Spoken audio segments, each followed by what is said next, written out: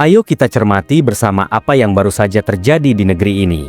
Sejak sepekan terakhir, tepatnya dari tanggal 25 hingga 29 Agustus 2025, api kemarahan rakyat berkobar di banyak kota.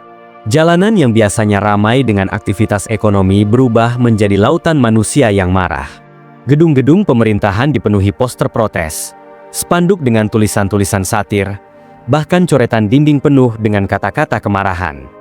Televisi dan media sosial tak henti menyiarkan gambar kerusuhan. Dunia internasional pun mulai menoleh, bertanya-tanya, ada apa dengan Indonesia? Namun puncaknya benar-benar mengguncang pada tanggal 30 Agustus 2025. Sejarah mungkin akan mencatat hari itu sebagai salah satu episode kelam dalam perjalanan bangsa. Massa yang marah bukan lagi hanya meneriakan tuntutan di jalanan. Mereka mengeksekusi apa yang mereka sebut sebagai people power. 4 anggota DPR, Sahroni, Uya Kuya, Nafa Urba, dan Eko Patrio, menjadi target amukan. Aset-aset mereka dirampas, rumah mereka diserbu. Tak berhenti di situ, kediaman Menteri Sri Mulyani pun menjadi sasaran. Sebuah simbol bahwa kemarahan rakyat bukan hanya kepada wakil rakyat di parlemen, tetapi juga kepada wajah pemerintah itu sendiri. Dampak psikologisnya luar biasa. Kalangan pengusaha langsung teringat tragedi Mei 1998, ketika banyak bisnis hancur dan ribuan orang memilih kabur. Trauma itu hidup kembali. Maka, hanya dalam 3 hari setelah puncak kerusuhan, lebih dari 10.000 orang memilih meninggalkan Indonesia menuju Singapura. Ada yang menyebut mereka ngabur, ada pula yang menilai itu langkah penyelamatan diri. Apapun namanya, arus eksodus itu meninggalkan luka mendalam. Negeri ini tiba-tiba seperti ditinggalkan oleh sebagian tulang punggung ekonominya. Dan di balik kepergian itu, tersisa ribuan pertanyaan. Apa sebenarnya yang sedang terjadi? Pertanyaan besar muncul. Apakah kerusuhan ini murni luapan emosi rakyat yang lama dipendam? Ataukah ada tangan-tangan tersembunyi yang dengan cerdik mengatur jalannya peristiwa? Apakah ini by design, dijalankan oleh mastermind politik yang ingin meruntuhkan legitimasi pemerintah? Ataukah ini sekadar karma sejarah, buah dari kebijakan yang menindas, yang otomatis menuai murka rakyat? Mari kita bedah satu persatu kemungkinan itu.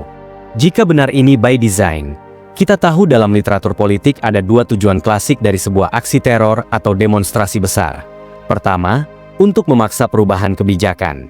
Kedua, untuk mengguncang, bahkan mengganti pemerintahan. Pertanyaannya, tujuan mana yang sebenarnya dituju kemarin? Apakah sekadar untuk memprotes kebijakan anggaran DPR senilai 5 triliun rupiah? Atau lebih jauh, untuk membubarkan DPR? Kalau memang tujuannya membubarkan DPR, logika politiknya sangat aneh. Karena siapa yang sesungguhnya diuntungkan dengan absennya DPR? Presiden bisa saja mengambil jalan konstitusional yang lebih elegan. Dengan kekuasaan yang dimilikinya, perubahan besar bisa dilakukan tanpa harus mengorbankan stabilitas, tanpa harus membakar kepercayaan investor, tanpa harus menyeret rakyat ke jurang kekerasan. Maka, teori bahwa kerusuhan kemarin adalah skenario untuk membubarkan DPR, tampaknya lemah dan nyaris tidak masuk akal. Skenario lain menyebutkan bahwa ini adalah permainan militer. Kita tahu sejak reformasi, hubungan TNI dan Polri tidak pernah sepenuhnya harmonis.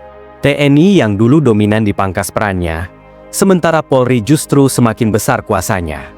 Ada narasi bahwa kerusuhan kemarin adalah bagian dari upaya TNI untuk menciptakan situasi darurat militer, sehingga mereka bisa kembali merebut peran politik yang hilang.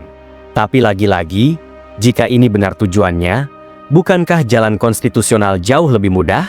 Presiden cukup mengganti Kapolri, merevisi undang-undang, atau menata ulang struktur kewenangan. Tidak perlu ada darah yang tumpah. Tidak perlu ada korban jiwa.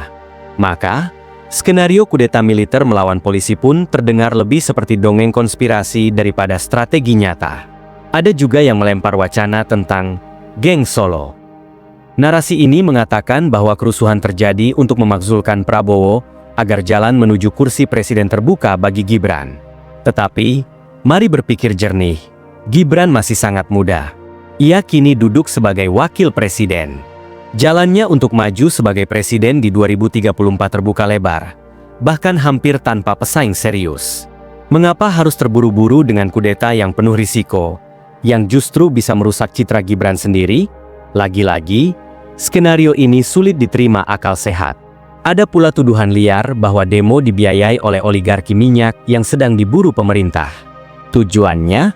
Menjatuhkan Prabowo. Tetapi, tanpa bukti konkret, semua itu hanyalah spekulasi kosong. Jika semua teori konspirasi tampak rapuh, maka tersisa satu jawaban yang paling masuk akal. Kerusuhan kemarin adalah ledakan amarah rakyat yang nyata.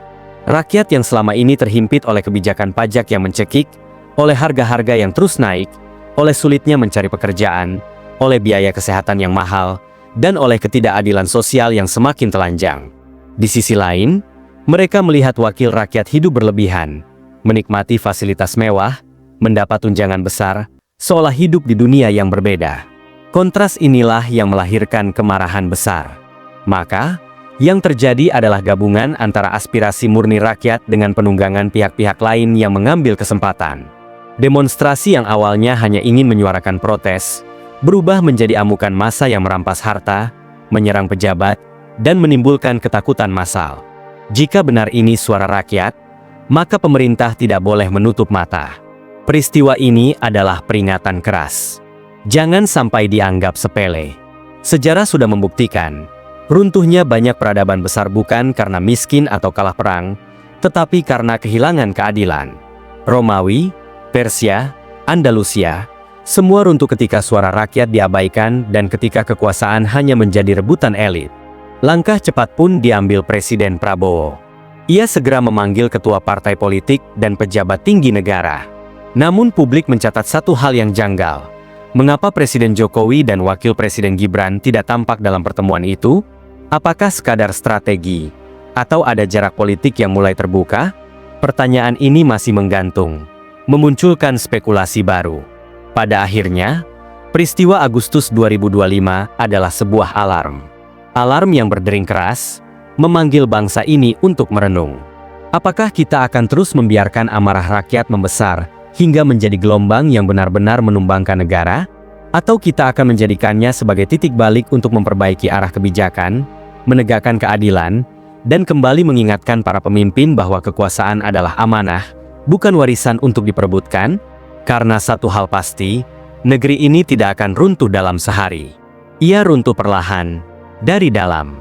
Dari sistem yang korup, dari rakyat yang diam, dari pemimpin yang lupa pada amanah. Dan tanda-tandanya kini sudah mulai tampak jelas di depan mata.